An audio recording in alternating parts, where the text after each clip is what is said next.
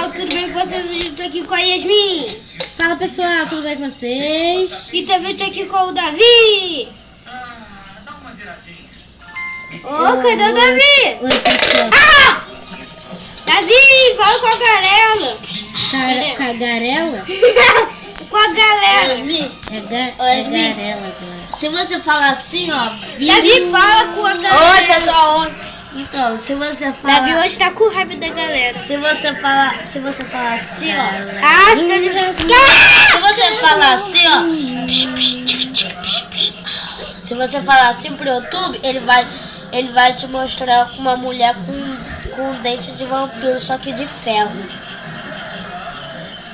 E com um pincel de ferro na língua. Pronto, Davi, pronto. Pega! Pronto, Davi. Davi solto, eu fiz pra você.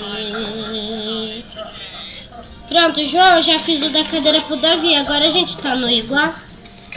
João, você já tá fazendo. Agora a gente tá no igual. É que eu tô ensinando pra galera. Aí depois eu vou voltar aqui pra mostrar pra vocês. Ela é muito devagar, né? Ela Vai mais demora. rápido, velho.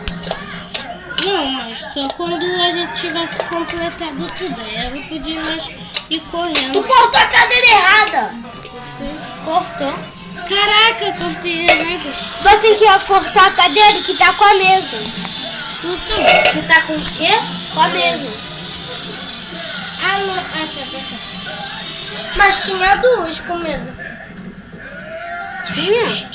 É mais perto da porta. Gente, aí, peraí. Gente, rapidinho, vou ter que fazer isso lá. Vem aqui. Para de bugar, quer dizer.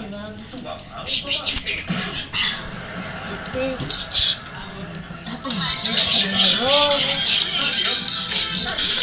Ai, sai correndo.